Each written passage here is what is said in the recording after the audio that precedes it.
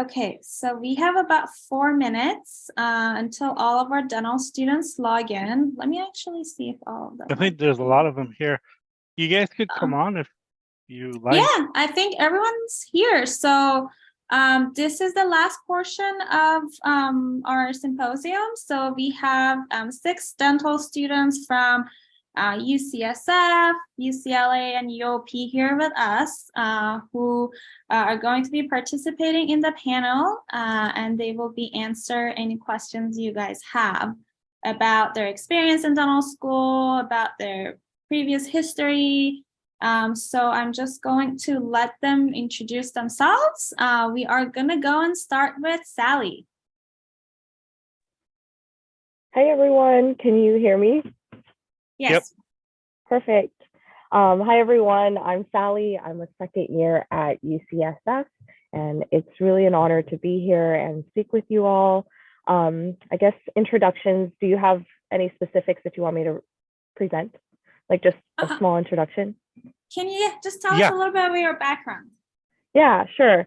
So currently I'm a second year at UCSF. I am born and raised in San Francisco, and I am a first generation Chinese American woman. And being born and raised in San Francisco was really tough, being a first generation student. And because I made the difficult decision to go to a pretty challenging high school, I didn't have like stellar grades. So I was not able to get into any of the colleges that I applied to. And so I ended up going to the City College of San Francisco for a few years.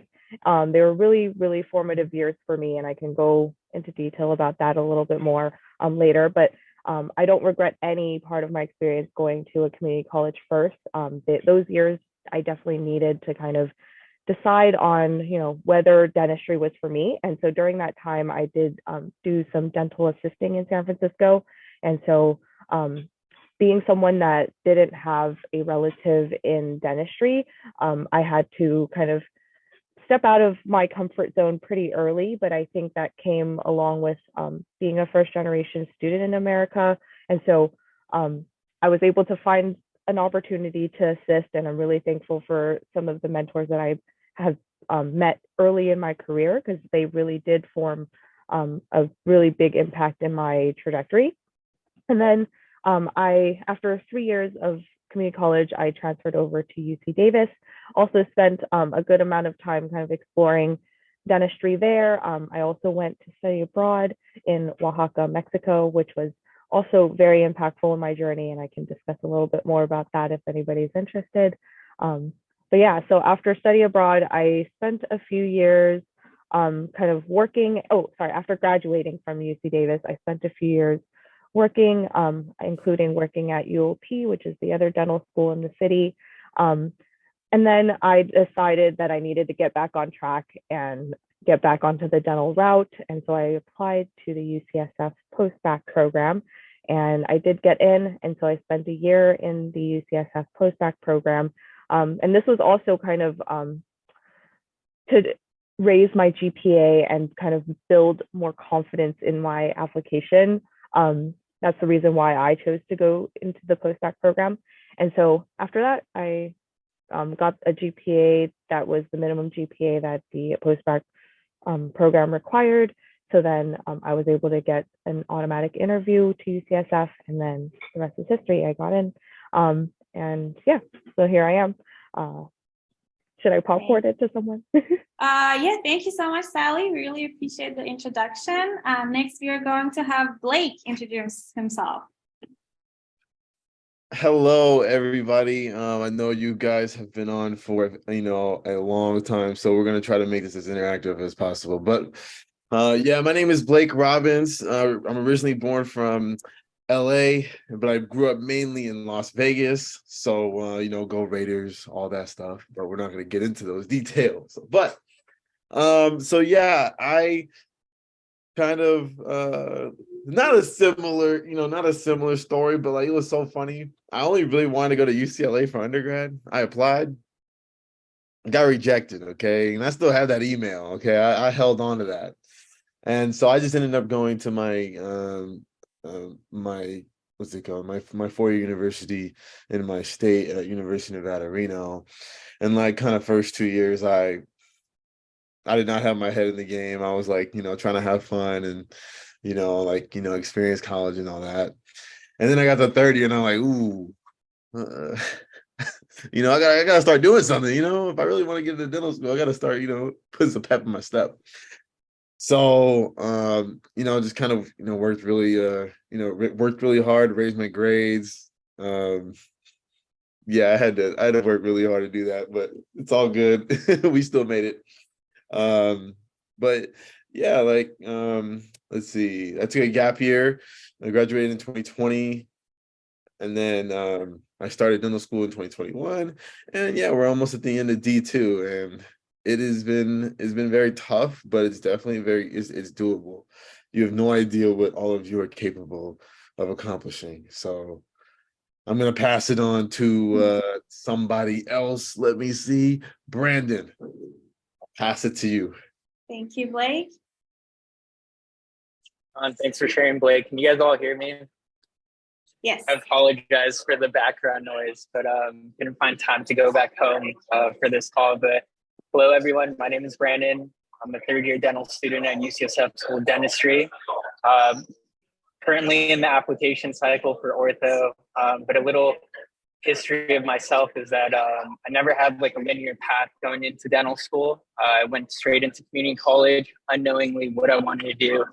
Was interested in playing sports or something related to sports management of that sort. Loved playing football, basketball in high school, played all 4 years. And I thought about the PT route, and soon went to my first pre-dental meeting, was super inspired. And then it just took flight from there. Decided to do dentistry, transferred into UCI, and then upon my time at UCI, I was super involved in the pre-dental community.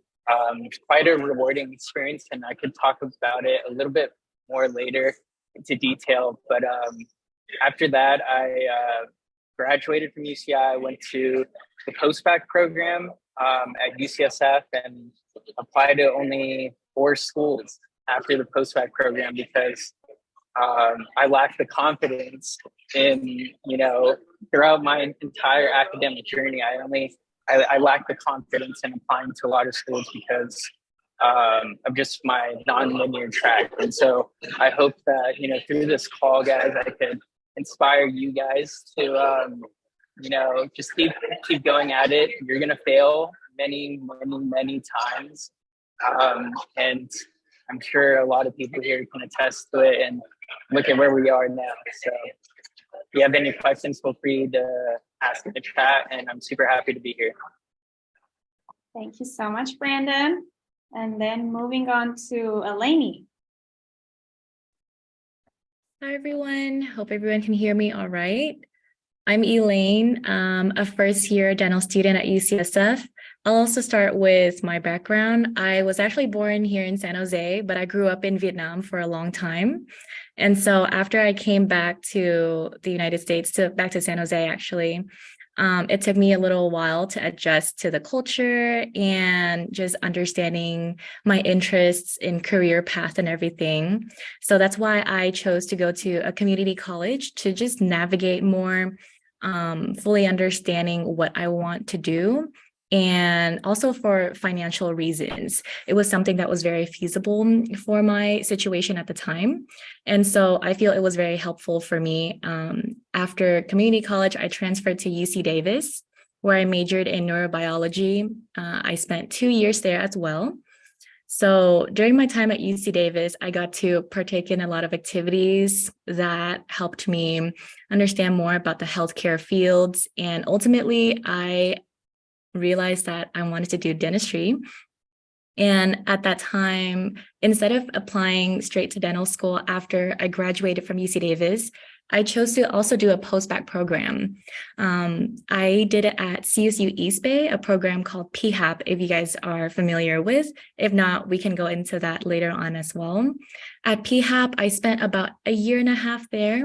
So I made a lot of new connections, mentorships, very valuable connections with everyone who helped me, colleagues who I still keep in touch with.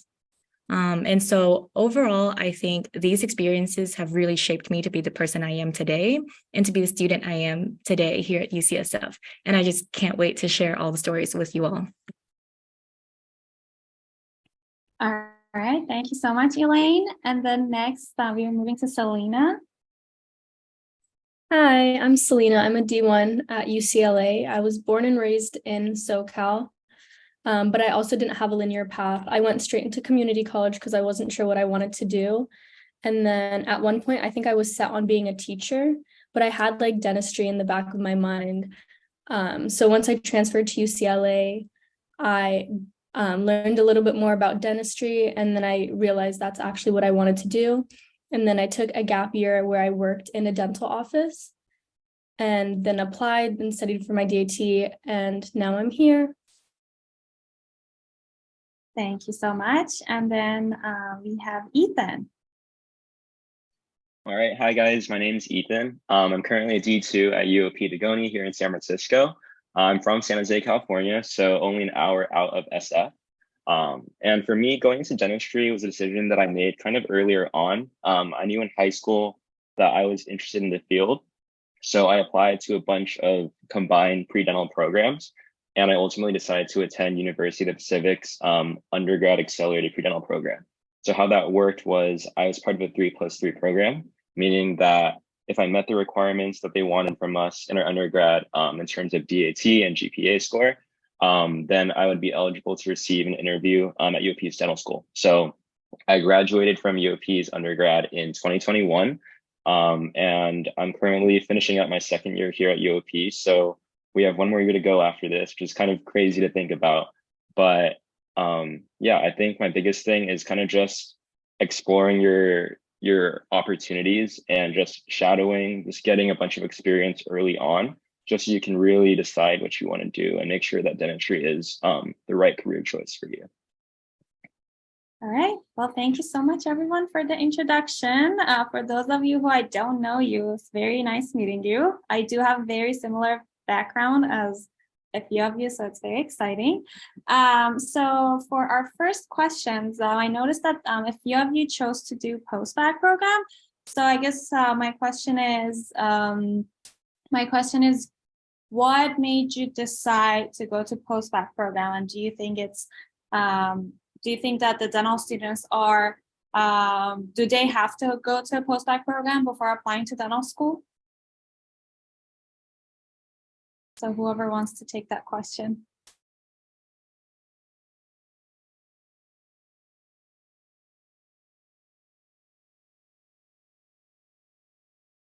Sally, do you want to share your experience? Sure. Thank you. Yeah, I think this is actually a really important question. I had a really tough time deciding if I wanted to apply to a post-bac program. For context and for reference, I did say that I went to like raise my GPA and also to build my confidence. But like prior to going to applying into the post-bac, I actually never applied to dental school before. So I mention this because I do think that a good portion of my post-bac class had applied before entering, and so that's why it is. I do think it's not for everyone.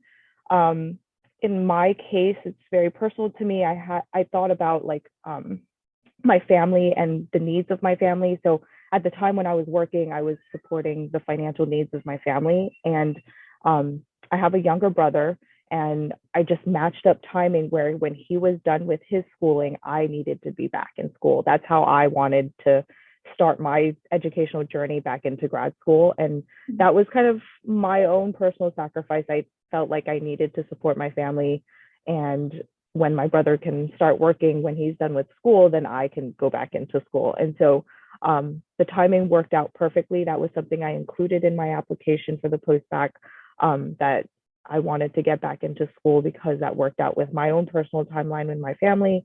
And the confidence part is even harder to explain, I would say. I think personally, I just looked at my GPA and like judged it myself as like a person who, I guess, worked at a dental school at the time, where I was working at UOP, and then see like being able or having access to speak to that many dental students at UOP, as well as like I talked to Stan as well in admissions at UOP and kind of talked about my personal case, and I got this valuable feedback that was like, you know, your GPA seems low, which made me feel like very low confidence into applying. And that's why I think personally for me, it was more so I felt that I needed it. I really was not sure if I could have made the cut without applying, but I felt I needed that extra step to boost my confidence. So I don't think that this path is for everyone. However, my recommendation for choosing a postdoc program does include like maybe look for one that has this kind of the direction that you need. So let's say you are looking to boost your GPA. There's programs specifically meant for GPA boosting, meaning they'll put you into science classes and you should do well in them so that you can prove that you can handle this science course load at one time. And that will prove to dental schools that you can do it. There's other ones, for example, the one that I went to at UCSF, I mentioned earlier, there's a minimum GPA requirement. And once you meet that, you can get a guaranteed interview for the dental school. That's also a really big leg up, I would say. So be specific about why you want to enter a post-bac, because it is an extra, in my case, extra 2 years, because the post-bac program was 1 year and then they didn't allow you to apply for dental school during that year. So you kind of have to hold off an extra year to apply. So it is a time commitment and an investment. Okay, so I guess I have another question here, because a lot of times when you want to apply to dental school, you're like not sure if you're going to get in, or you just, there's like a lot of uncertainty. So would you recommend to the students to pursue like a master's degree rather than doing a post-bac program? Or do you think these two are like two completely separate things and it just really depends on each applicant's situation?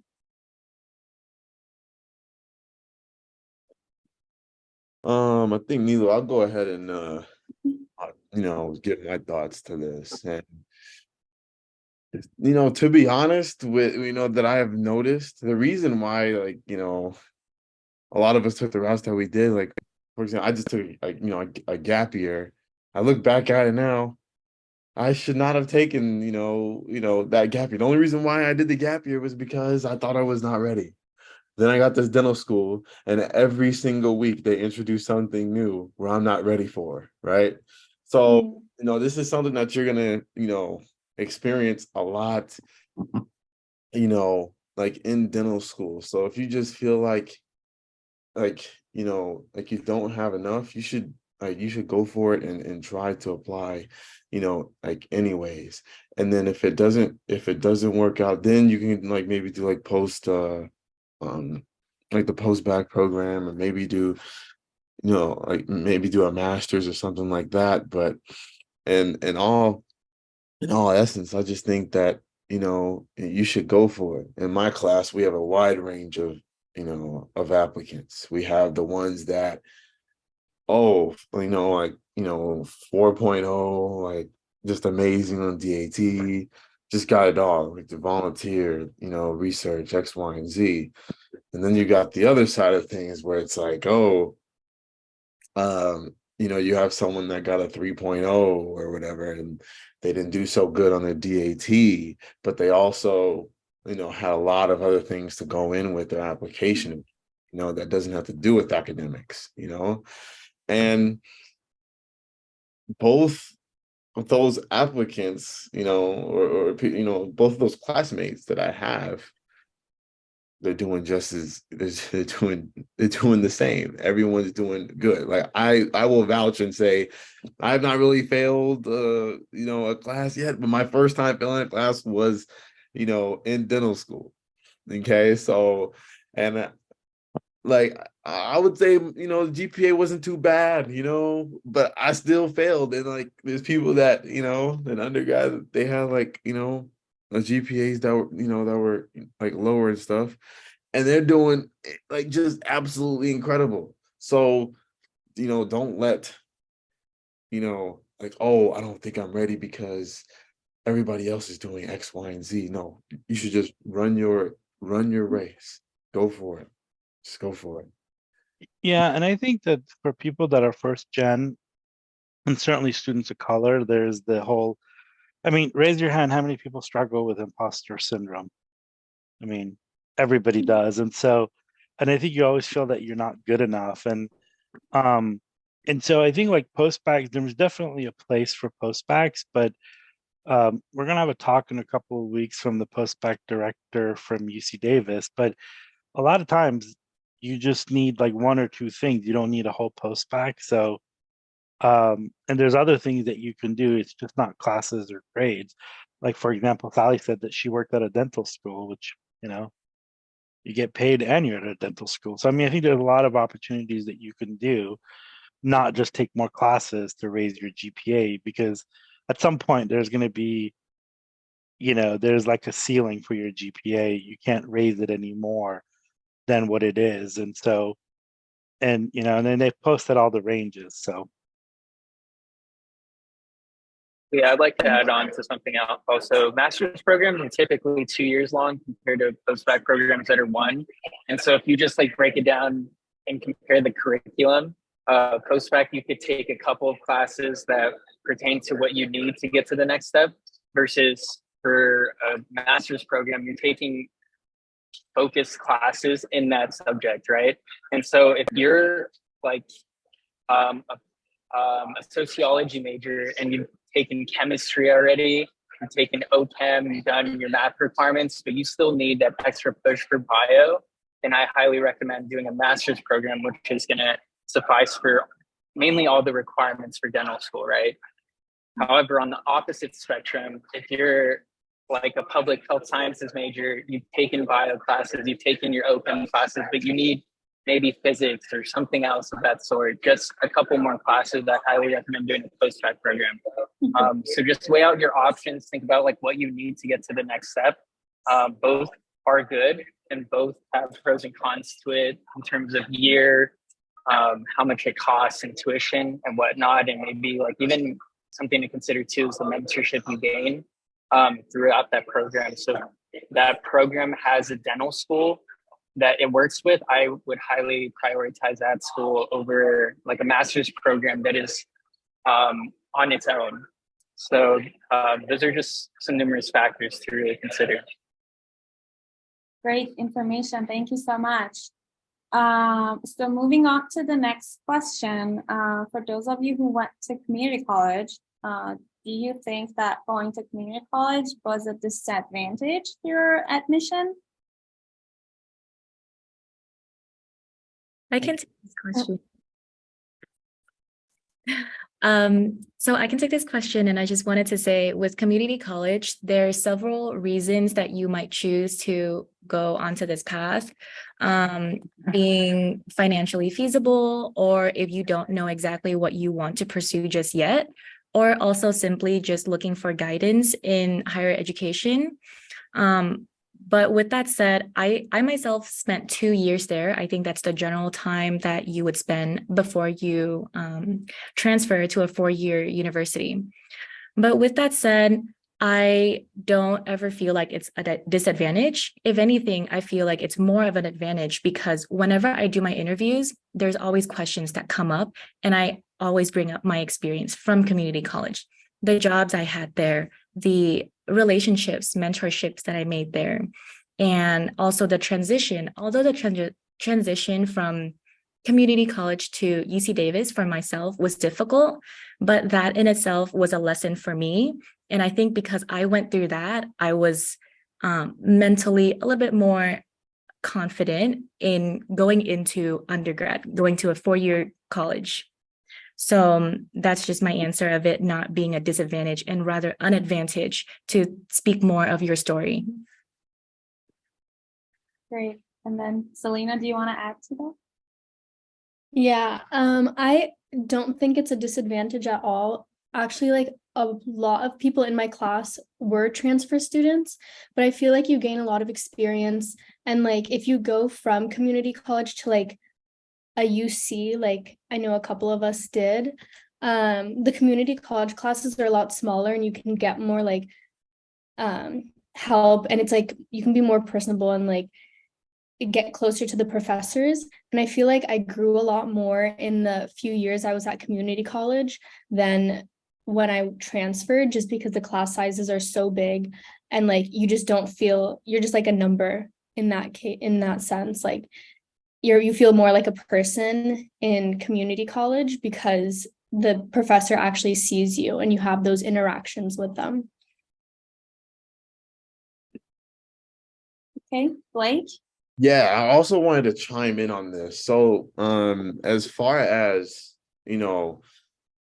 like dental school, like the thing about it is, how can you be remembered by, the school that you're applying to, right? So your whole objective is you're trying to be the red apple out of all the green apples, right? You're trying to, be, distinguishable, right? And so how many people, apply with the straight trajectory track of, oh, I started at a 4-year university. Oh, I was involved with my, my pre-dental club and, X, Y, and Z. Or, that story, you hear a lot of those stories, right? The stories that are, you know, that are kind of far and few between are like, oh, I went to community college and then I went to transfer to like I transferred to a university and I did a post-bac program and stuff like that. These are things that will separate you literally from the crowd so you can be remembered. Okay, like they have a stack of papers this high from the university and then yours get pulled to the side, like, hey, this is nice to read, this is different. So like, just put it this way, if you eat 10 chocolate chip cookies, that 10th cookie, you're gonna be tired of cookies, right? So you know so yeah, that's my whole spiel on that. Thank you so much, guys. I'm gonna add on to this too, because I also did community college and transferred to UC Davis. My personal experience from going to community college is that the community college I went to was way harder than my UC Davis experience. Like we had more lab classes every quarter for classes like physics, chemistry than what I had at UC Davis. So I did go through a pretty rigorous training in my community college that really prepared me to go to UC Davis. However, my recommendation for those of you who went to community college and then transferred is that try to get your letters of recommendations from faculty that you meet in your transferred universities. So my personal experience is that it's better for your letters to be more recent. But having said that, if you have like someone in your community college that you had like an exceptional experience with and did something really meaningful, you can still get your letters from there. But my personal recommendation is to try to get your letters from people you worked most recently with, which is the school you transferred to. Anyone else want to add anything, or should we move on to the next question? Okay, so next questions is about costs. So, I mean, we all know dental school is really expensive. So my question is financial burden of dental school something that applicants should be worried about, or something that make applicants not want to pursue dentistry?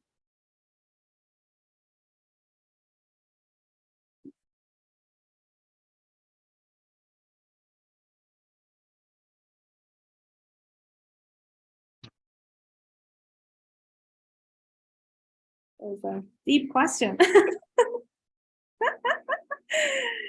Is anyone starving? That's the big question.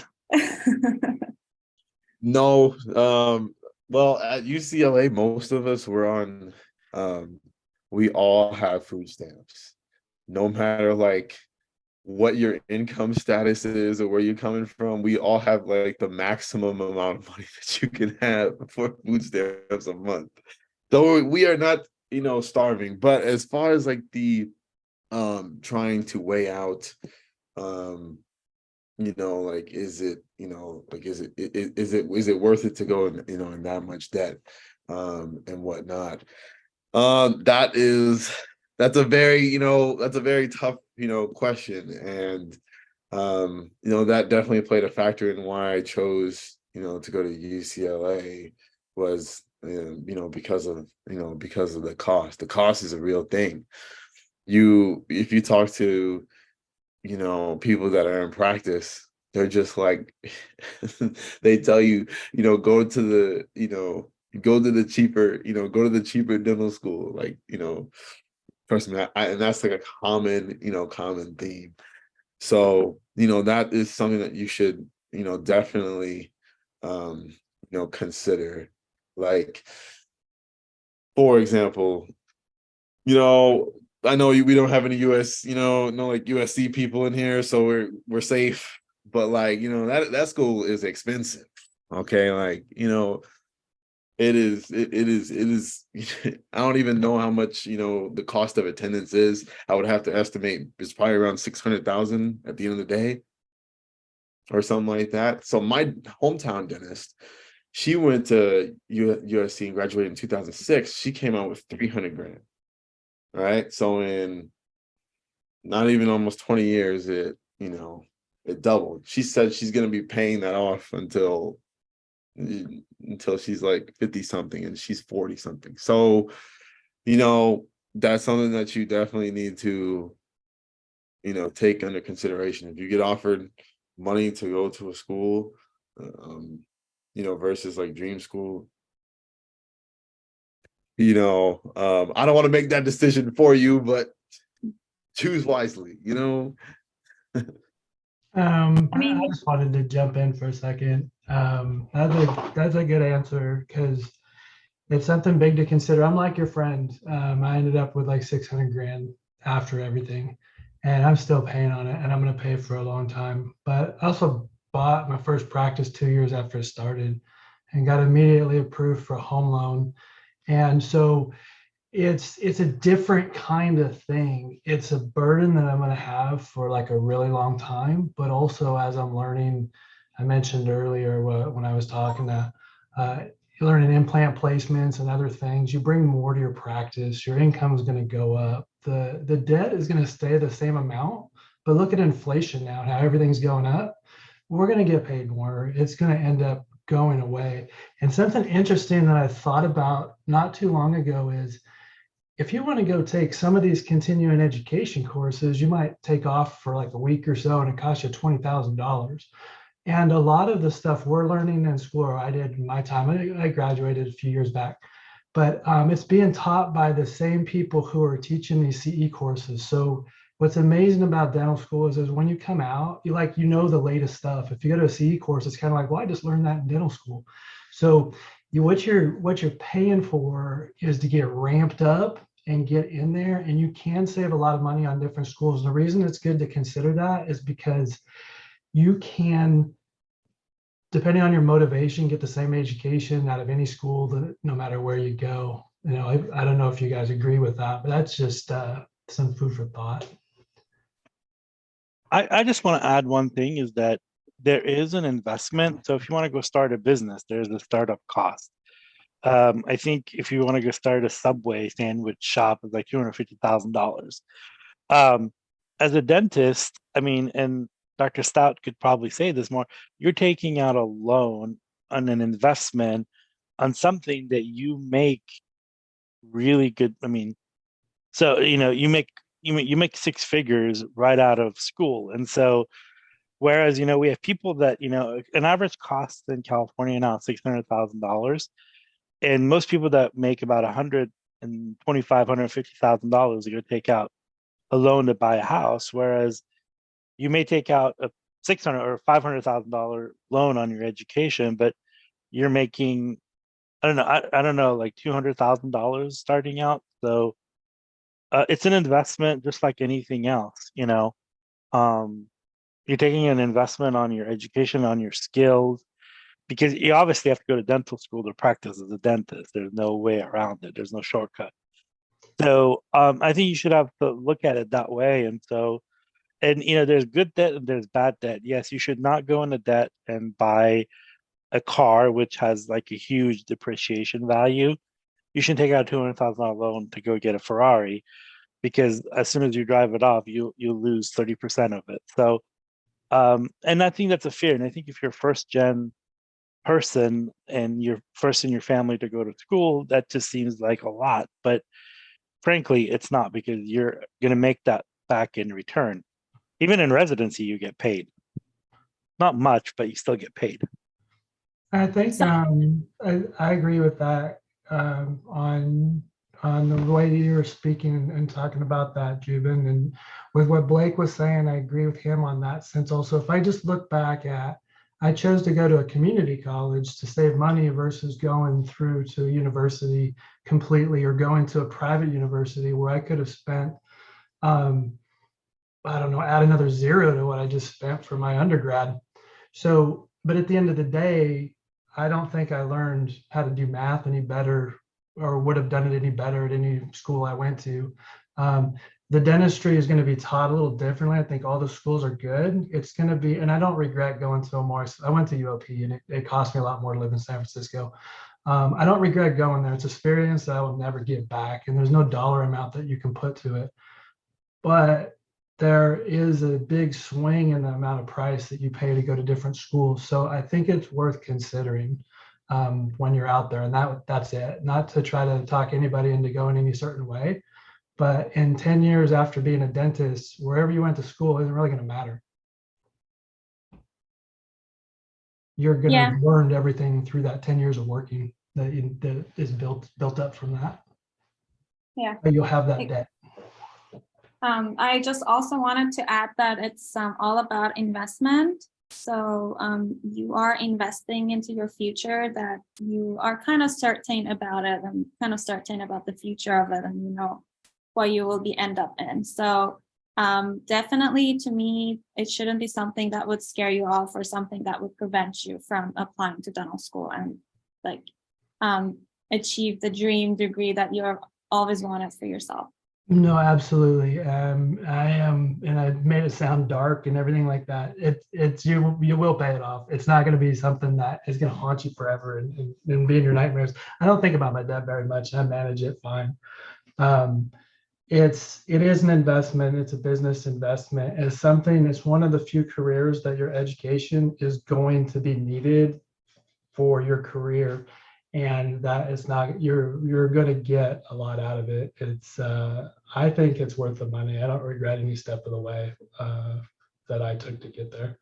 So, but I don't know, that's what 2 cents. Appreciate you listening.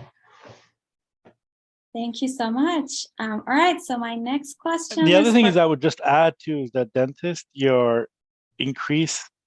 every year you increase your payment about 10% because you become better at what you're doing. That's greater than the rate of inflation. So just, no, it is. And I'm a finance person, and I know a lot of number stuff. So sorry, I know a lot of number stuff. So if you look at those things, it's actually a pretty good return on investment. If you go take out a $250,000 loan at the start of Subway or business or anything, you're not going to make that increase in 1 year. Now, granted, if you're going to compare yourself to tech CEOs, yes, you're not going to make. You're not, those guys play with funny money. Those are very rare people.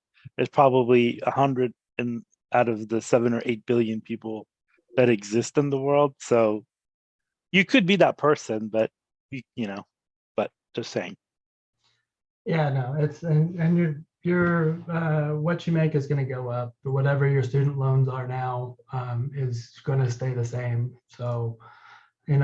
House in my area before was a couple $100,000. Now it's $1 million, right? I mean, everything goes up. Your loans are going to seem astronomical now.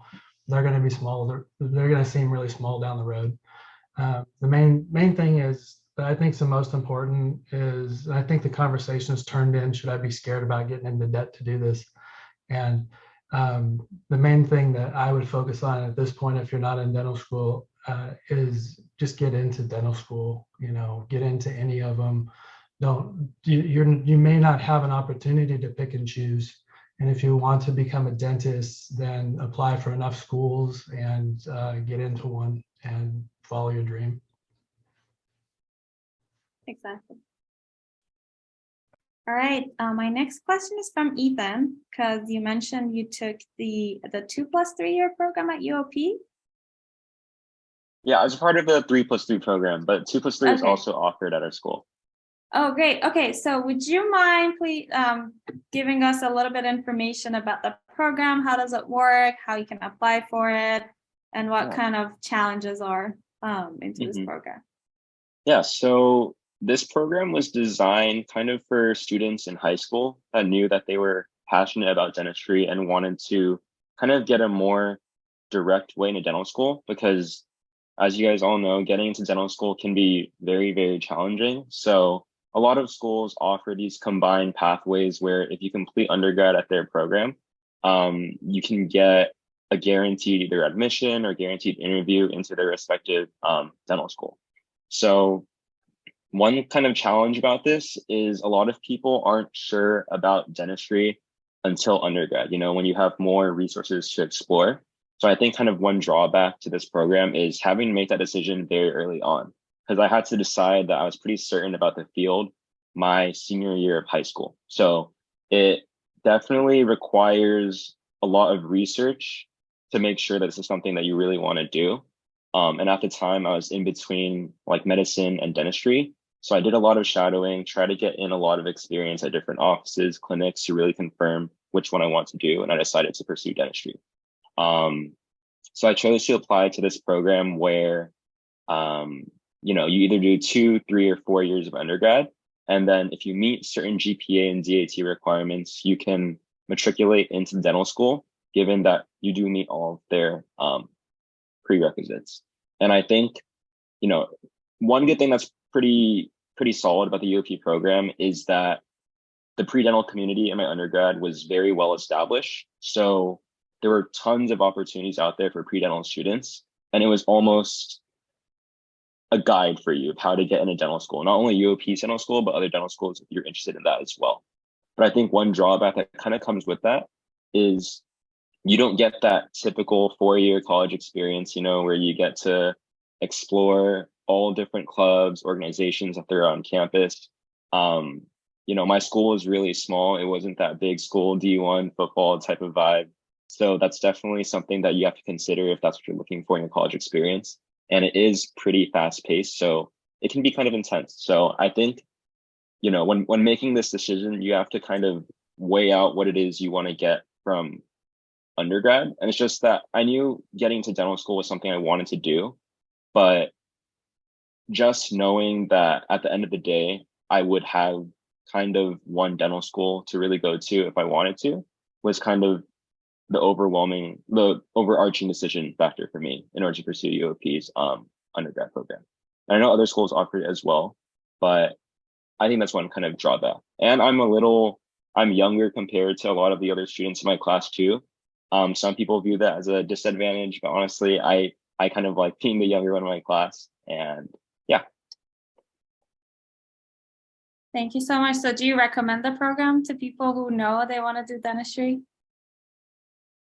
I kind of recommend it. I think it takes a certain type of person, a certain type of student to really be fully committed to the field, I guess, from such a young age. So if you know that dentistry is something you really want to get into, I think I would highly recommend it. But again, if you're kind of on the fence about the career field, then I personally wouldn't recommend it, because once you're in it, it's kind of set in stone almost, you know? So I think if you want to explore your options, I'd highly recommend going to another school. But if you're certain about it, I'd say it's an option worth considering. And the only thing that I would add is a year from now, Ethan's going to be at the same place where Dr. Stout was when he was 43, right? Yeah, I went back to dental school. I started in 2009, like basically needed to do everything. Spent the next 9 years. I think I was 33, finished with an AGD at 42, and 42, sorry. then started practicing. So at the end of the day, at 42 or 42 and 24, you're going to be 23 or 24?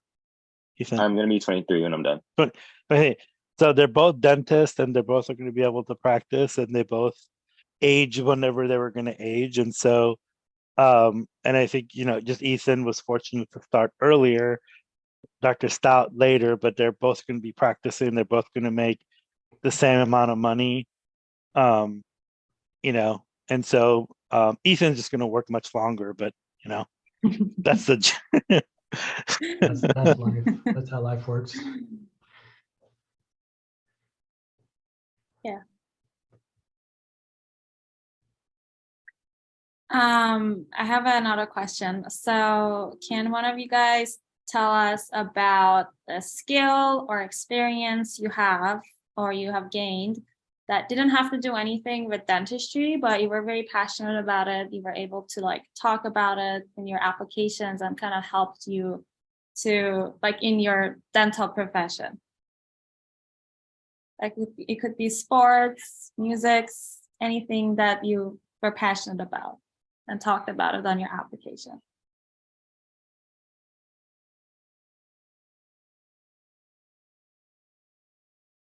I think for me personally, one skill that I've kind of been using in dental school, but I've kind of been growing since undergrad is my mentorship skills.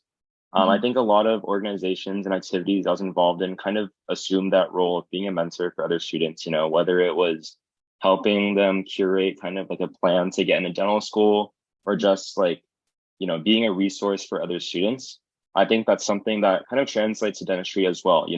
As oral healthcare providers, we kind of have to advocate for our patients as well.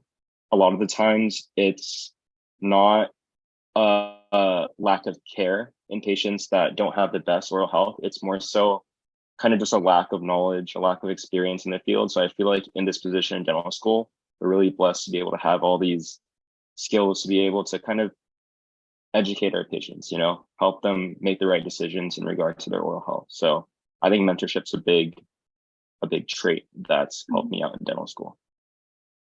That's amazing. So the one thing that I brought up in my interview was they asked me what I like to do outside of school. And the craziest thing that not a lot of people will guess is that I actually love to bake pies. It's very surprising.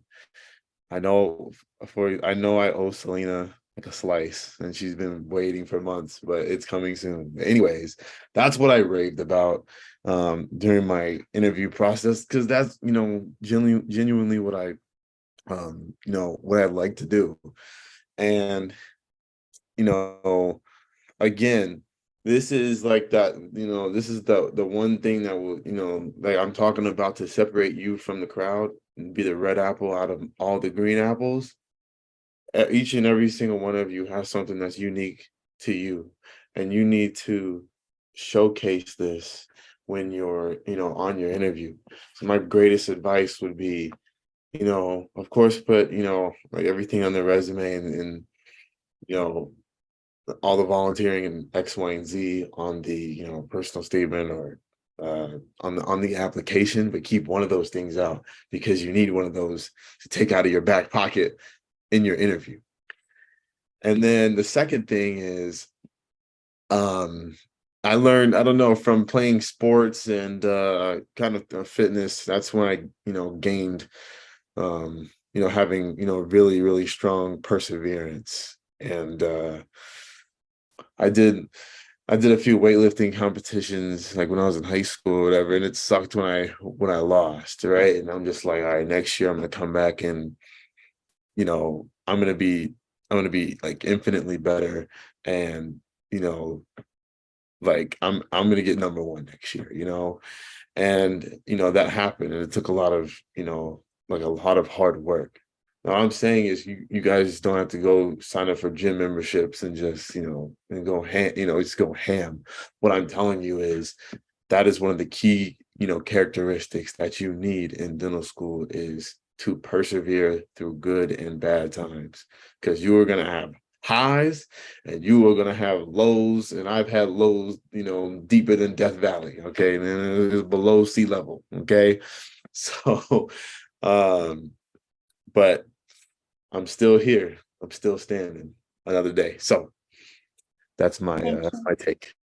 Yeah, so the reason I asked that question is that a lot of times when you guys go on dental school interviews, They really want to know who you are as a person. They are not interested in someone who spent like all their lives in academic. They want to make sure you're a human being. You're trying to enjoy your life. You have other skills than like, or other skills or other hobbies that keep you like busy, keep you motivated. And I'm sure like every single skills that you have other than your academic skills will play a very important role in your future like career. So the dental school admissions really want to know who you are as a person. Literally every single item I had on my resume that was different from academics, I was asked questions about because they really wanted to know who am I as a person. So it's very important to also think about other things you would like to do and try to grow in those fields too, other than just focusing on like applying to dental schools and academics. So that was the main reason I asked this question. Anyone else want to add anything, or should I move on to the next question?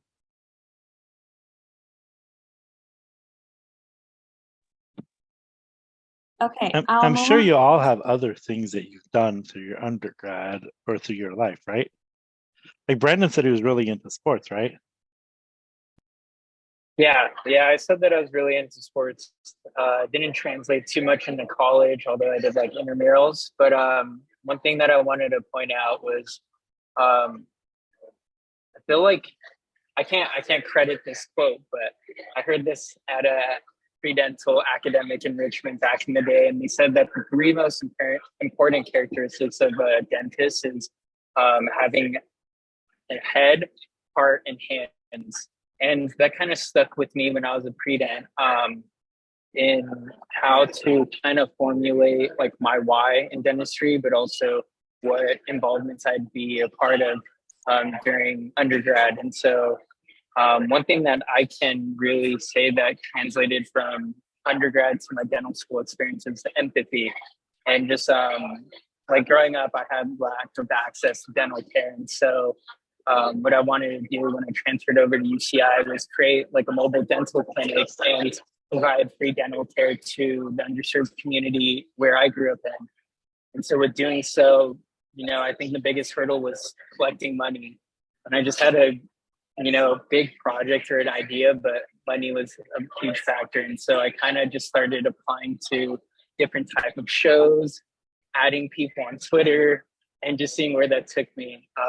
And I ended up getting invited to the Ellen DeGeneres show, and she donated a lump sum of money to start up this mobile dental clinic. And that's kind of something what translated over to me in clinic, where, you know, I show that empathy to my patients. You know, a lot of people come to SF, or the population in SF are Denti-Cal patients or people that pay out of pocket, and just getting that gratification reward and seeing, you know, the fruits of your hard work, you know, pay off through your hands. It's something that I, you know, kind of brought with me since when growing up and stuff. So I just going back to it, I feel like I was rambling a little, but head, heart, and hands are the three most important characteristics of being a dentist. Do what you're passionate about. You're going to do that in dental school also, if you're thinking about residency. And there's never like a wrong choice in whatever you do, and there's never a wrong answer in your why. As long as you're passionate about it and show it through your interviews, I think you'll get in. Thank you.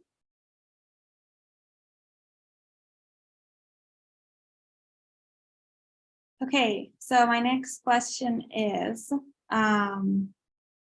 if you guys can tell me how your experience as a dental school is different from what you thought dental school would be prior to applying to dental school. Selena's laughing. I feel like right before I got into dental school, I would get a bunch of like TikToks and like everything on my Instagram page. Everything was like so like perfect and nice, and you had so much free time, and you just like, it's not like that. I mean, it is, but it's also like not. Like there's a lot more studying that goes into it. And no one wakes up at like, okay, maybe some people do, but no one wakes up super early and has their whole life planned out like picture perfect like you see on Instagram. It's not like that at all. it's like sometimes it's just really hard to wake up in the morning and you have exams all the time. And at least at UCLA, they start you off with not that many lab courses for your first 2 quarters. And then the 3rd quarter, you have like 3 lab courses instead of just 1. So it's like didactics and lab. And now you have to like juggle both of them. So time management is really important, but it's a lot harder than I thought it would be. But there is time for yourself. I'm not saying like there's no time for yourself. There still is a little bit of time for yourself, but dental school is a lot. Elaine, would you like to add anything? Yeah, I'd like to add to that. I also felt the same way as Selena, but also to coming into dental school because I had taken 3 gap years by the time I came into school. I knew that school was going to be very hectic, rigorous, and all the busy schedule and stuff. But I was really surprised to know also too how much fun I would have with my classmates. Our class is super collaborative. We're very outgoing. We study really hard, but we also try to make time to decompress as well. And so I think that's another thing that was very surprising to me. I didn't realize how much time I would have to hang out with my friends. But sometimes I feel like even if I am busy in school with all the mandatory clinic work, sim lab, or whatever, it's just important to make time to go out and de-stress with classmates, upperclassmen, whoever. Great. Ethan, how has been your experience at UOP so far? So since UOP is a 3-year program, going into it, whenever upperclassmen would come and talk to us, they'd look like zombies, they'd be dead, just like tired and just so sad. And I was like, do I really want to do this? But I would say that dental school is hard, but not for the reasons like why you would think. A lot of pre-dental students always ask me like, oh, it's the summer for dental school. Like, can you send me notes? I want to get ahead of D1, like blah, blah, I want to do all these things like that. I'm telling them like genuinely just relax, enjoy this last summer off. You're not going to have this time again. But I think the reason why dental school is harder than people think isn't really the material of the classes, because we've all taken these classes in undergrad before. I think the hard part comes from being able to balance it all. So at UOP D1 year, they just throw us into didactic classes along with sim lab courses as well. And the best way I can compare it to is kind of like a chem or bio lab class in undergrad, where you have that study portion, but then you also have that lab component to it as well. So that's just what dental school kind of is. You have to balance both. So I think a really good chunk about dental school is about balance and kind of, reassessing your priorities. If you spend all your time trying to be perfect, trying to avoid failure, which is impossible in dental school, you're going to burn out. It's inevitable. So I think, making a schedule and trying to balance clinic, didactic work, going out and just taking time for yourself is super important. And I think either my classmates and I, like, we're numb to it now, or a lot of us kind of realize this our second year. But I'm definitely seeing a lot of the people that were once just bookworms all the time in sim lab, we're all trying to like mellow out now. We have a lot more time on our hands, and I think it's because as you mature and go through dental school, you kind of realize that school is a very important thing, but it's not the only thing too. Okay. I really agree. To me, dental school, the first quarter especially was very difficult because UCSF starts with anatomy lab. And there's a lot of hours into the anatomy lab, and the practicals are actually hard. But since everyone is super collaborative and everyone wants to help each other, I think I was able to like get through it without having any major issues. In my perspective, you guys can also comment on that, but in my perspective, it got a lot better like as I moved forward. Definitely the first year was harder to adjust and deal with all the didactics classes. The second year was better because it was more of a sim lab, so more doing something that I actually came for. And then the third and fourth year was just like a lot of human skills, a lot of patient interactions, a lot of patients coming from different backgrounds and needing different like having different needs. So it's there's like a lot going on, but I'm always very surprised about how everyone can get through it and everyone can adapt and adjust really well to all this, a lot of things that are happening at the same time in dental school. So I wouldn't personally be worried about the load of like works or responsibilities in dental school, because there are a lot of people that are helping you, but also there are a lot of people that are going through the same thing as you are. So that was my experience. This is the question I have for Blake is, how have you dealt with being the only person of color in the room in your undergraduate or dental school and dealing with racism? So, I think it stems back, coming from high school. So, like I said, I grew up in Las Vegas. Las Vegas is predominantly, white where I grew up, and I played baseball and I swam. So, yeah, like there's not a lot of there wasn't a lot of diversity in those in those sports in Las Vegas. So it that's something that I've dealt with for a long time. I was never really around as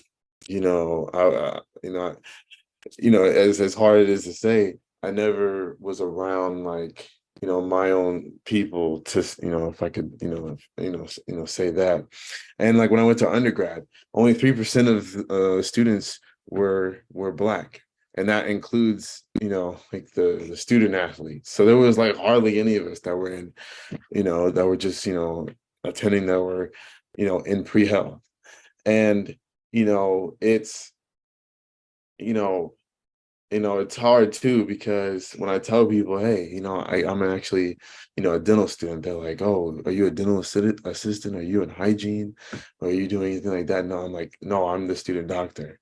And, a lot of people are like, just like, they're just amazed, because they wouldn't even, they had no idea that, someone like me would be, in dental school. And the most comforting thing is that out of the 88 students like in my class, 10 of us are Black. And that was that was like one of the biggest eye-opening experiences that I've had. And I've gotten, and when we're all tight, like us 10 individuals. And it was like the first time where I felt comforting. And this is, this is just me talking about the Black community in my class. My class, like, for the rest of, my class is extremely, it's very, very, very, very diverse, for Middle Eastern, Asian, Hispanic. And there's only 2 white individuals in my class out of 88, and it was like kind of like the script was flipped, and we're all very tight. Everyone's very welcoming and comforting, and that's something that I didn't know I was not receiving, and it's it's absolutely amazing. So that's one thing that I do like about UCLA in that regard. Thank you. I wanted to ask a question about the application process. I mean, I know you guys all come from different backgrounds with different scores, different GPAs. So let's say if one applicant is having like a very low GPA, like what are you guys' recommendations? Because I'm sure either you have been through it or you have friends who have been through it, but they still made it. So what do you guys recommend those people who are like not that strong in one aspect of their application to do in order to make up for it, because it's very difficult to be perfect in everything. Like I personally, my DAT score was a little bit less than the average, but I tried to make up for it. So I want to know, as students who recently went through this, like how would you guys advise those applicants? Good comment for this one, because I for sure didn't have a perfect application, just like the rest of us. But what I would say is, make an Excel sheet, and for each criteria, whether it's extracurricular, research, grades, whatever it is, if you fall below the average, it's okay. Because when you look at across the board, they look at you holistically. Every school looks at your entire application if you're well-rounded. So even if you're lacking in something, you could always excel in another to make up for it. And I'd recommend, if your GPA is lacking, right, you could always consider, as we stated before, like a post-bac or master's program, or you could even do a non-traditional post-bac program and take some classes at a community college before you go into dental school, to prepare you for the rigors of the academic work. Or, if you're lacking research and your school doesn't offer research, then you could either be more involved in your extracurriculars and have more leadership roles and highlight that in your application. So never feel like you're at a disadvantage because your school doesn't offer XYZ. Look at all the opportunities you have and just use it as your advantage and showcase you as an applicant. And I feel like, come to show when, you're very passionate about something, as I said before, and you highlight that on your application. I feel like that's what really makes you stand out as an applicant, because every school has a very holistic way of viewing your application. I completely agree. Does anyone else want to add to that? I agree. It's when the schools look at you, they look at your application as a whole. They don't single out one specific thing. It's nice to have a higher GPA, but if it is little bit lower, maybe try to get a higher DAT score, try to have something else in your application that stands out. And just remember, an average is just an average. There's going to be people below the average and people above the average. So don't be scared to apply to a school that has an average GPA or DAT that's higher than what you have, because there's going to be people below that and people above that. So don't just not apply to schools because of that reason. Yeah, so I personally, coming from my own personal experience, I got a 20 on my DAT. I mean, it was a long time ago, but I kept hearing people say that, oh, if you want to go to UOP, they're not going to look at DAT scores that are below 22. So I was a little discouraged because I also didn't have time to take it again, but I really took the time to work on the other aspect of my application, to do research, community service, volunteer teaching. And guess what? I did get an interview from UOP and I did get into the school. So thank you. From my experience, just please don't be discouraged if you are if your application is not as strong as what you wanted it to be. There's always opportunity. They always give you time to explain yourself, to tell them your story. Just make sure you have a good story and you're honest about it and you're being yourself. At the same time, try to keep working on other aspects of your application, because a lot of times admissions want to see improvements. So all I'm trying to say is don't be discouraged. The last thing that I will say to that is I'm going to make another pie analogy. Okay. Bring up pies one more time. So put it this way. GPA is one slice of pie. DAT is one slice of pie. Let me ask you, how many slices of pie are there on a whole pie? There's typically 8. So if you only have 2, you got 6 to fill. Put it that way. So yeah, don't worry about that. And do you think a dental school is gonna be like, oh, here's this person that has a 4.0 and got a 25 on DAT score, zero dental experience, had like 50 shadowing hours, whatever, right? Or, this person, it's like, like 3.2, maybe 19 on DAT, but has spent 3 years as a dental assistant, has, impeccable experience. Like, who do you think is gonna do better in dental school? I guarantee you it's gonna be the assistant, okay? Because they're gonna know how to do things quick, and then they're gonna have more time to study. So, um, so yeah, that's my take on that. Anyone else want to add anything? I can piggyback on that a little bit. Thank you. I think one thing that I haven't heard anyone mention yet that was, I think, really important for my journey, it's kind of acknowledging the reasons why we had a low GPA. Like, life happens. Whatever your story is valid and should be heard. And I think I don't hear people talk about this very often, but in the dental application, the personal statement is required, but there's an optional section to write a disadvantage statement. And that's actually a separate section from the personal statement. And like for me, I actually took the disadvantage statement literally quite seriously, because I do think that there were a lot of external factors in my journey that I wouldn't have had control over regardless in my educational journey. And so therefore I talked about it in my disadvantage statement. And so I guess what I'm trying to say is that if you recognize a weakness in your application, it is time to, you should spend some time maybe grieving it, like accepting that process, or accepting that that's what you have, the GPA that you have, but moving forward and how you grow out of that and like explain that, or like justify what happened. And like maybe certain parts you do have to own up to. Maybe you really didn't study. You knew you didn't have the study skills, whatever it is.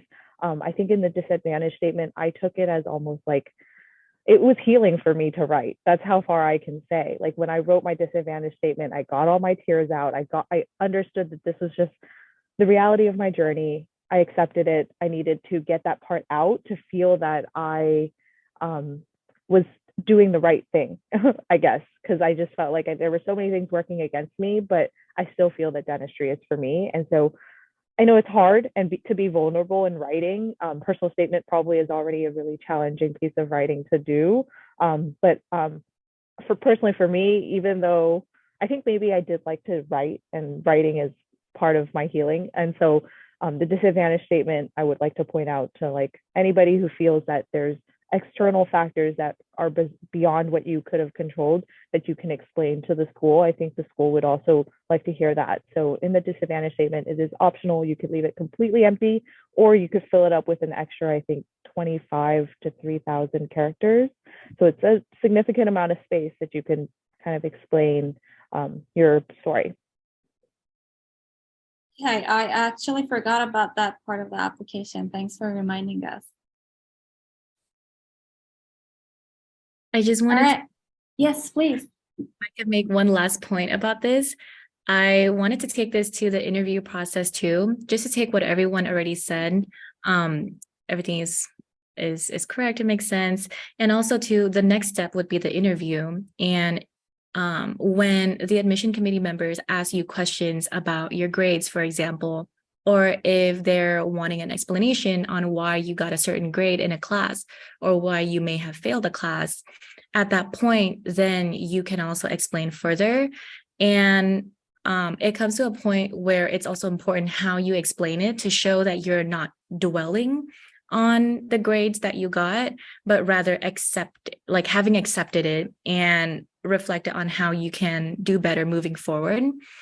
So that's one point I wanted to make. Another one is because we're speaking about non-traditional paths, I wanted to emphasize again that it's important not to take yourself out of the competition when you feel like your grades are not compatible for the school that you want, or if you're from community college and you feel that, or if you know that a school won't take you, a lot of the time they say that they don't take community college credits, but if you just give it a try and contact the admissions representatives, they will kind of explore your interests and understand that you're passionate about pursuing education at their school, and likely make it happen that you'll get an interview at a school that may have said they will not take community college students.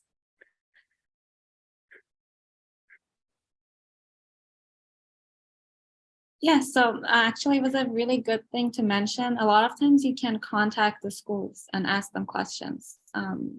They are responsive in a lot of time.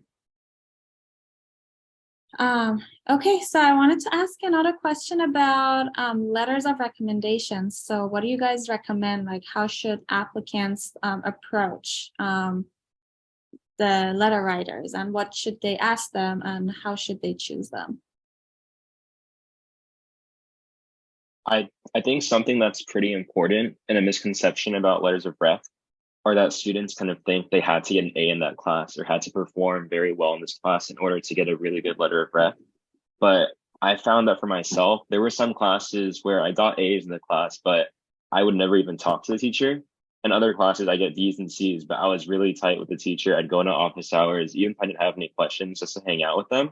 And I feel like that honestly speaks volumes more than your academic performance in a class, because the letter of recommendation, to an extent, it is covering kind of how you performed academically, but it's also to get a gauge of how you are as a person. So I feel like in that sense, getting a letter of rec from, you know, a teacher that you have a stronger connection with definitely holds more weight. And I think in regard to even asking for a letter of rec, something that's pretty important is doing it early and earlier than other applicants.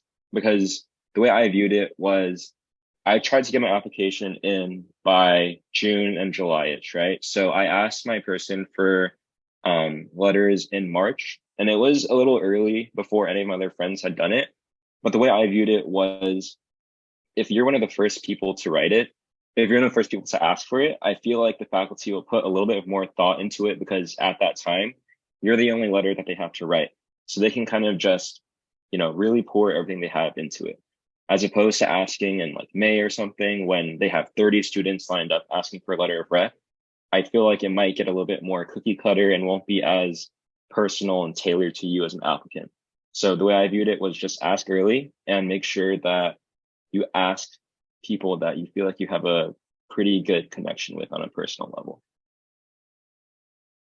Thank you. I agree. I also I asked for my letters of recs in March.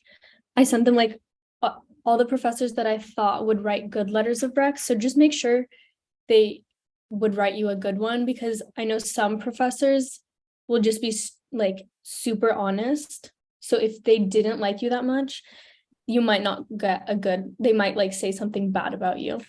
So just try to make sure they will write you a good one. I also wanted to ask them early on, just so that like their idea of me was like still fresh, because if I waited longer, then they might have like forgotten who I was. So I like included in my email like what classes I took with them or what I've done with them. I think one of my professors that wrote my letter of rec, I was also a learning assistant for a whole year. So, but he still asked for like my personal statement and a little bit about myself, so he could tie that into his letter of rec. Would you guys mind telling us who you asked for letters of rec? Like how many science, faculty, research, community service? Who did you ask? On my end, I asked 2 science professors. Let's see.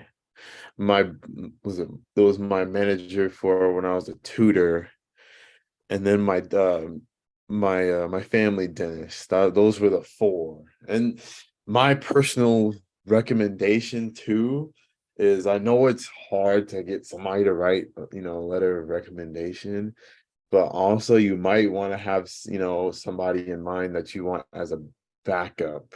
You might need a backup, like letter of recommendation. And it's actually a funny story. So I'm, I get a call on my phone, right? And they're like, is this Blake Robbins? And I'm like, yeah. And then like, so this is Harvard School of Dental Medicine. And I'm like, excuse me, I was at the day club, okay, in Vegas. Okay. I was out, music was blasting, and I'm like, ooh, mute, mute. I ran to the restroom and they were like, oh, we rejected one of your letters of recommendation. They want 3 professors instead of just 2, right? That's something I didn't see. So that's when I called up one of my, favorite professors too. And I was like, now's the time. I need you to come in clutch. And he sent one in 2 days. So this is what I'm talking about. Just have one in the back, the back pocket. So yeah, that's my take on it. Great story. How about you, Sally? Sorry, go ahead. I was going to say I had a similar experience where I had 2 science professors write my letters of recs from UCLA, and then my dentist that I worked for. But then I saw that some schools needed 3 professors. So I reached out last minute to my my math professor from community college, because I actually took like 4 classes with him, and he recommended me to be a tutor. So he said that like he would be able to write the letter of rec for me pretty like easily and pretty fast. So he did that in a couple of days. So I was able to get that one as well.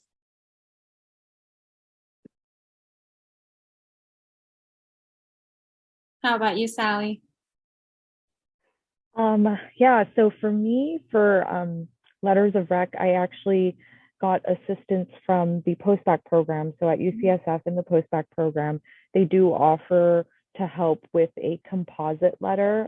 So a composite letter is kind of like a letter that usually comes from, they want to say it's like an institution. So like you could say it's like a department at the school. So for my composite letter is technically from like I guess admissions, because it was part of the post-bac administrators who put the letters together. And in order to get the information to put in the letter, I asked 2 science professors and someone that I did research with at UCSF. And so they contributed information, I guess like 3 letters into one that came from UCSF's letterhead. So that was like 1 letter. I also reached out to my OChem professor from community college. She was someone who also supported one of the projects like that I did when I was in community college. I started a club on campus, and she was my faculty advisor. And so I felt that she not only can speak about my academic capabilities in OChem, but also my interest in expanding like pre-health opportunities at a community college. And so I chose her specifically, and she was definitely someone that I also spent time reconnecting with when I was in Davis, as well as in my gap years, because I knew that she can speak clearly about who I am, like kind of early on in my journey. And although it was not as recent, like as Dr. Mohajirani mentioned earlier, that usually schools do want letters of rec to be more recent, but for her, I felt like she can speak more about my leadership abilities and kind of where my head's at. And so I felt like she should be one of the people to write my letter of rec. So I continued that relationship with her. And that's really important, because once you lose, I think in between I had 2 years at Davis and 3 years of working. So like 4 to 5 years off that she didn't teach me or like talk to me. So definitely needed to reconnect with her consistently to make sure that she's still willing to write that letter of rec. And so I'm grateful that she did. And then the 2 other letters that I had, one was an oral surgeon that I worked with at UOP when I was working there. I worked in the oral surgery department. So he also went with me to the one of the Jamaica dental mission trips at UOP. And so that's why I asked him, because I felt that not only could he speak about me as an employee at UOP, but also the volunteer work in the mission trip that he was able to witness for 2 years. And then my last one was my manager at UOP. She's a non-dentist. And so I felt that she can speak more about administratively what I can do in dentistry. And because I worked at the front desk and she was my manager, I felt that she can speak about like what I knew about healthcare as a system and clinic in general and how the operations work and everything like that. So I made sure that my letter of recs were very thoughtful and had intention and knew where my participation was and carefully crafted that list. But also I think like for sure have someone as a backup, because things do fall out of line like easily. So plan ahead, have a plan B. Great. How about you, Brandon? Yeah, so similar to Sally, I had a composite letter of rec from my post-bac that composed of, I think, like 2 science professors during my post-bac and then 1 from my undergrad. But into like thinking about it again, I think it was just 2 science professors and then the director of the post-bac program all into 1 letter. And then, as I mentioned, I had like a mentor in undergrad for the mobile dental clinic. He was a home FS resident at USC at the time, and he wrote my letter. And then I think I had two research PIs that I work with in undergrad, and they wrote my letter as well. So it was kind of, I think my 4 or 5 letters that I had.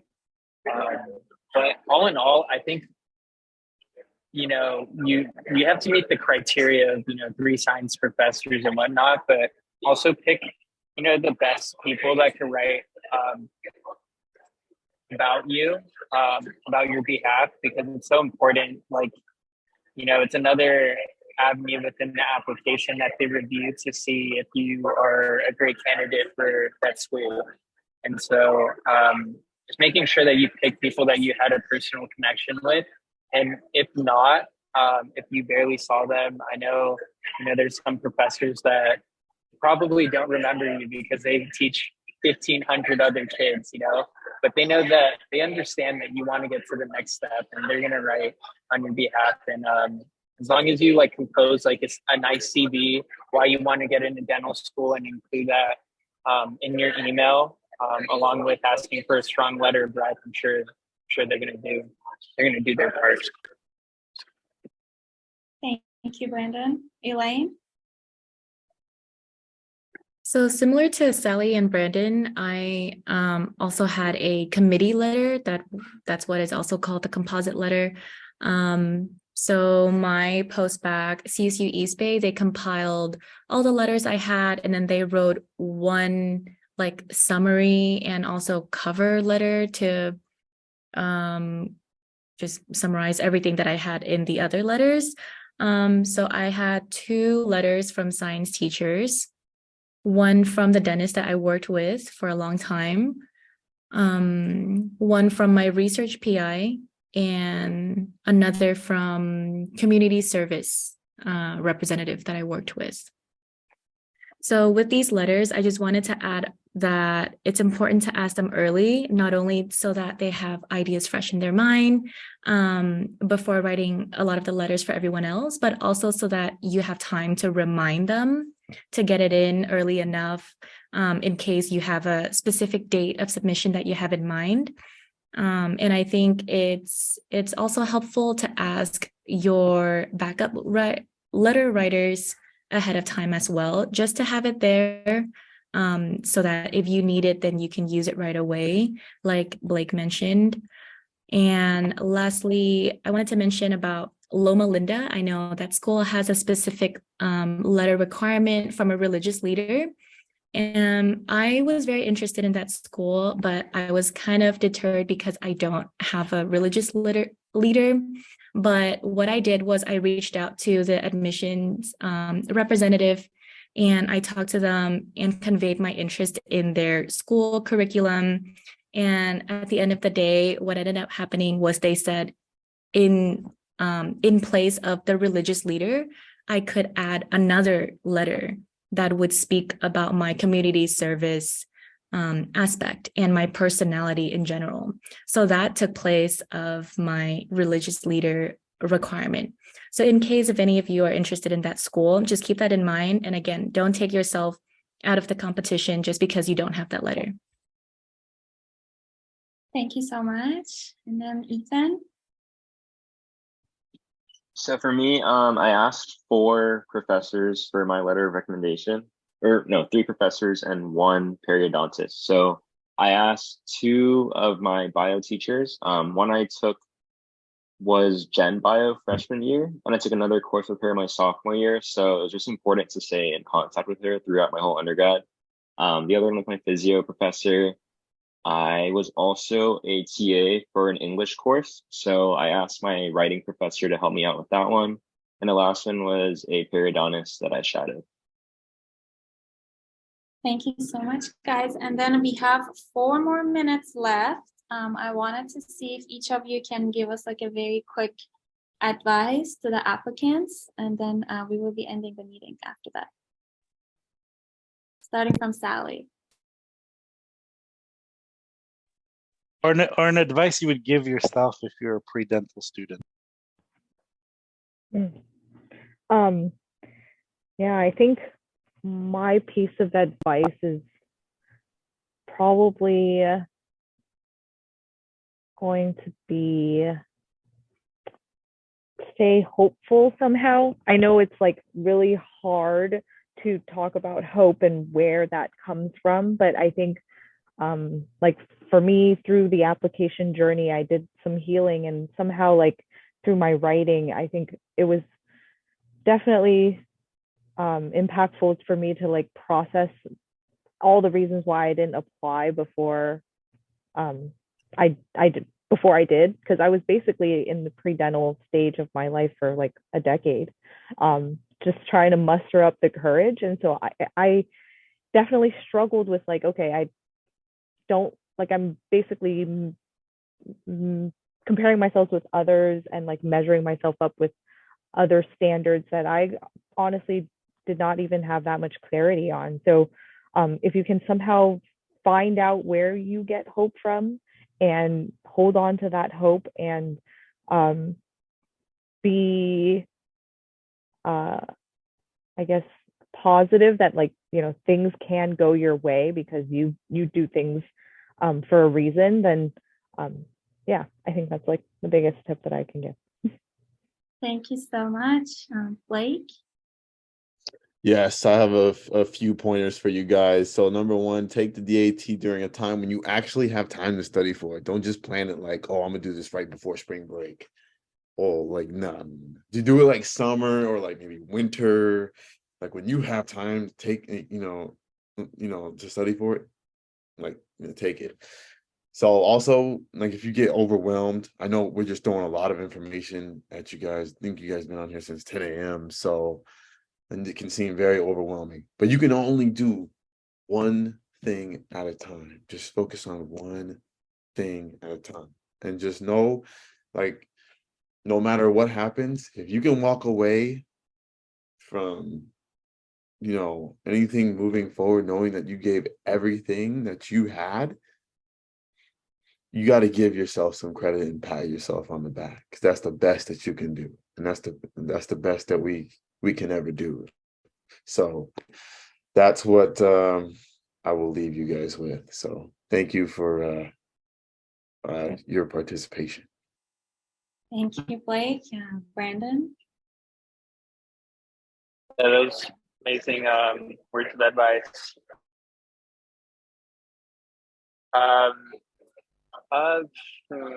Okay, yeah, I think just going back to what Sally said, it's easy to compare yourself along this journey you're often going to feel like you're like at the bottom half of the applicant pool, and just just always remind yourself how far you come. Especially when I was in community college, I never imagined myself to be in this stage of my life now. Preparing for my board exam, applying to residency.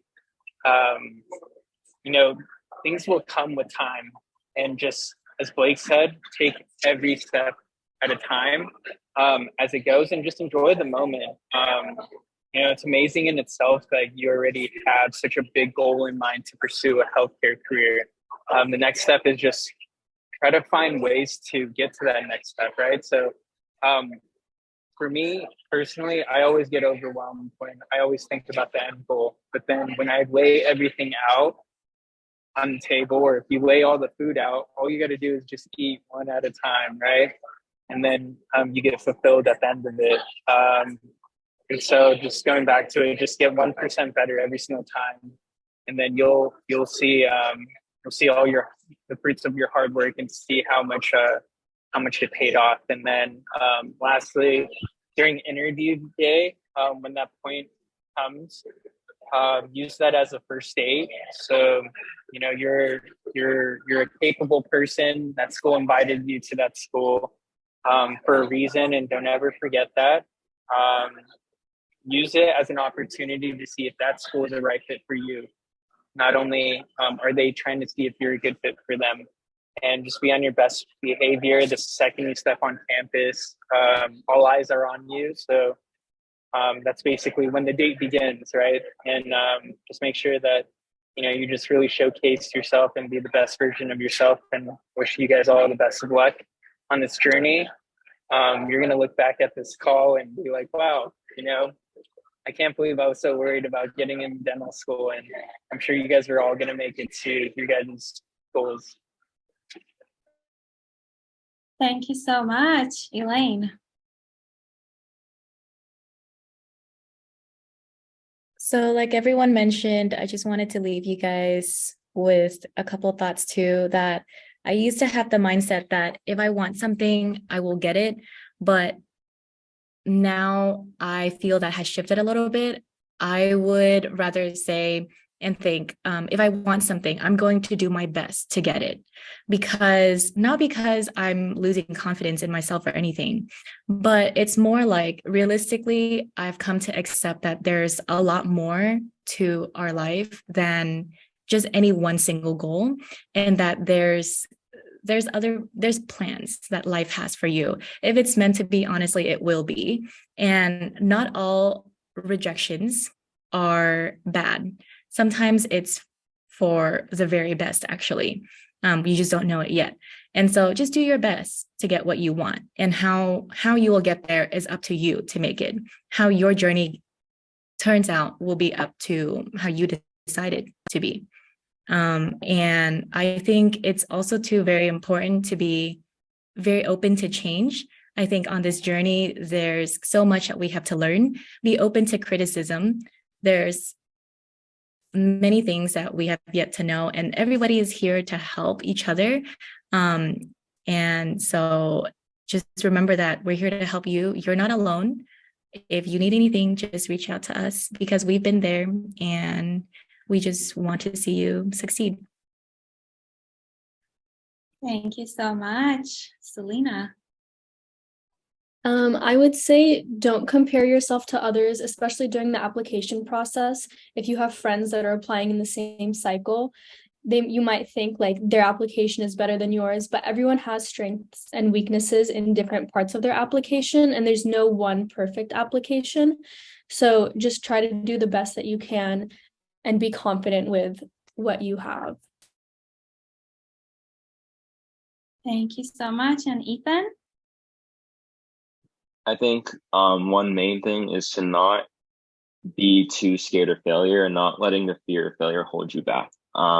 It's easier said than done, but as a pre-dental student, like a common question I always ask myself is, oh, what if this goes wrong? What if that goes wrong? But I think, what if it goes right, right? So in the end of the day, like, you're definitely a lot more capable than you think. And like Elaine said, quite often, I feel like things will work out for you more often than not. And I feel like this also holds true once you guys matriculate in dental school too. You know, the fear of failure doesn't go away, but you have to remind yourself, you're in dental school for a reason. This is the perfect time to make mistakes. Someone's there to bail you out. Why not just go for it? So I think that's a solid piece of advice that helped me through my pre-dental years as well. All right. Well, I think here we come to the end of the meeting. I want to appreciate everyone who spent their Saturday evening with us and talk to our participant in this meeting. Well, thank you so much, guys, and I wish you all the best of luck. If anyone wants to apply to residency, please feel free to reach me out. I've been through this, so I will be more than happy to help you guys.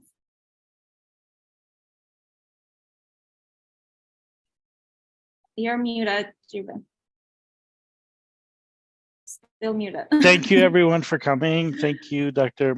Johnny, to get this going. I know that you're a busy resident and made this happen. Reach out to everyone. Thanks for all the students who spend an hour and a half of their Saturday here instead of studying or baking like Blake has. And whenever I'm in LA, I'm going to stop by and get one of your pecan pies. So just be ready. Anyways, well, thanks everyone for coming, and hopefully we'll catch you on the flip side. What the cool kids say. Thank you. Thank you, guys. Bye, all.